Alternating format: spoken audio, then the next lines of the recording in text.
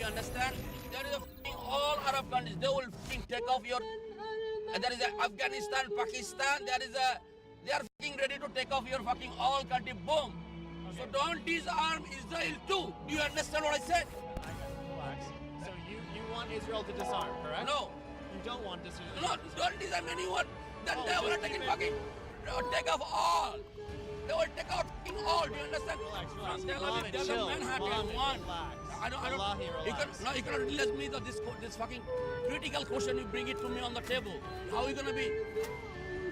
There is gonna be no Israel, wallahi. You want to be the leader of Hamas, and she was on the other side, and I want you to be able to have a conversation with her, rather than kill each other. It'd be nice for we to talk. No, this is the Hamas. Israel wants to disarm the Hamas. It's gonna be source and nag. Do you understand? Yeah, I am. Source and fucking nag. So you cannot act like a battlefield. What's going on? So you would rather sword and neck than have a conversation with her? They'll be coming in 30 seconds. So the political is not gonna work though. We don't want to harm. The multiverse of. We don't want their land. You know? We don't want their land. We never wanted. You know that in 2006 we gave them the land, and instead of making it into a beautiful society, they just chose to fire rockets at Israelis every single day. So we don't want the land. We never wanted it. Yeah, I cannot believe that I can be like Sarwan or Ismail Hania. You want to be like that? You bring like this position talking about it.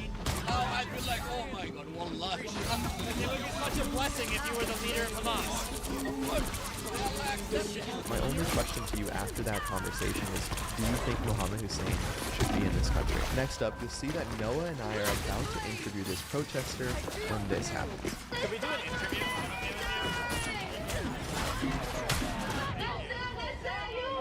He said he's okay with it. In a world Why shouldn't he talk? Why shouldn't he talk? Only if it survives this chaos.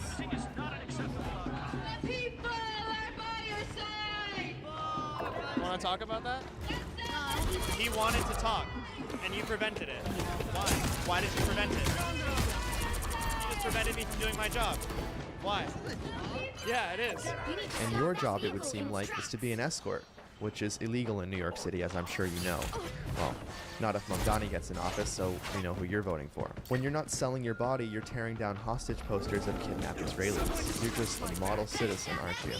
To any authorities who are curious about this individual, this is her with one of her many usernames. You blew smoke in my face, literally, and now the world knows the truth. Have a good day. What did you think of the ceasefire deal? What did you think of it? Why are you here if you don't want to talk? Do you want me to look into? Are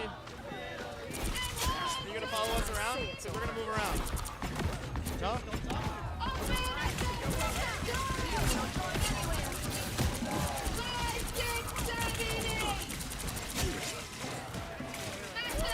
Are you afraid to talk?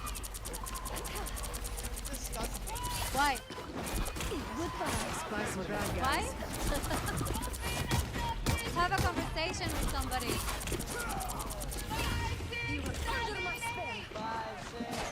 Have you ever been to the Middle East?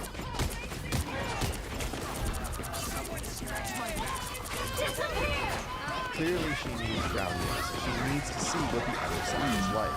I want to thank Ground News for continuing to support our coverage of these anti-West rallies. On the way to protests, I scroll through the app so I can see the news the way that these protesters do. What they do is simple but effective. You know how when anything happens in the news, the left is going to cover it significantly differently than on the right. Well, they essentially allow you to access every news publication in the world and compare coverage against the left or the right. It's even more than that though, because the left and the right often cover completely different stories, so you might miss something simply because you're only reading one or two sources of news. Whereas if you use Ground News blind spot feature, that really doesn't happen. You'd be surprised with both sides choosing not to cover, but even for the stories that they both cover, look at how different their coverage can be. The left is referring to the anti-West protests in Boston as peaceful, whereas the right is highlighting how police officers were put in the hospital. Now, I can't recommend Ground News enough. To get started with Ground News, I'd recommend the Vantage plan, which gives you unlimited access. Now, I know from experience experienced how good it is, I use the plan to create my videos, and you can get up to 40% off from that plan. Just head to ground.news/treatment or scan the QR code to help us to continue to cover security costs for these videos. And now for one of the most eye-opening interviews ever on this channel. Can I interview you real quick? Thank you so much. How are you? Have you heard about the ceasefire deal? What do you think about it? Happy favorite Israel. It's heavily leaning toward what Netanyahu wants. I feel like once Netanyahu does get back the hostages, unfortunately, he may go back to Palestine. So I feel. Here we go again. This guy walks by and whispers, he's far right. Look, I think we can all agree, thanks to people like him, the term far right has lost all meaning. But since he tried to prevent our interview, let's talk about it. Here he is burning an American flag.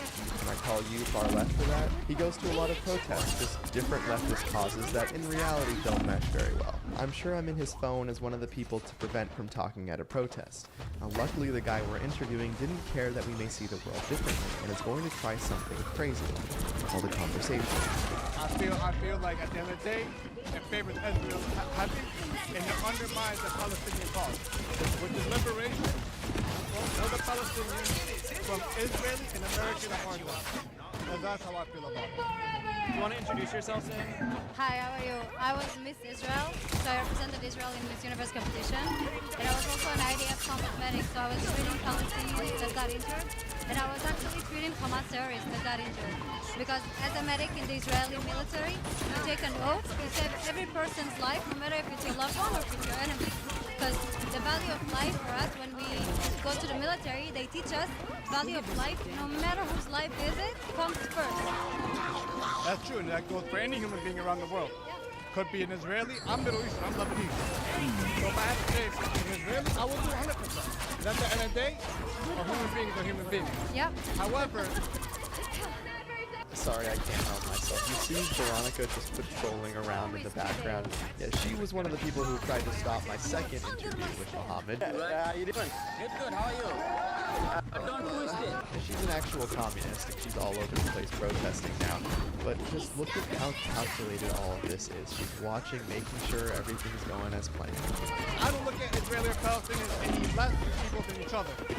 I look at them as all equal. I feel there should be a one-state solution. And unfortunately, with Netanyahu in power, it's like Netanyahu's a sociopath. He's a psychopath. He does not want peace. And the Likud party does not want peace. How do you think about a one-state solution where Hamas and Israel can coexist? Do you think it's possible? No. Don't say Hamas. But they are Hamas. But they're refusing to disarm. They just said that recently. At the end of the day, listen. I don't agree with Hamas at all. I don't like Hamas. However, when you are living under occupation, what do you expect? When you treat somebody like an animal, get animal type behavior thrown back at you? It's not, is it right? No. What happened on October 7th should have never happened. However, Israel must come to its own realization.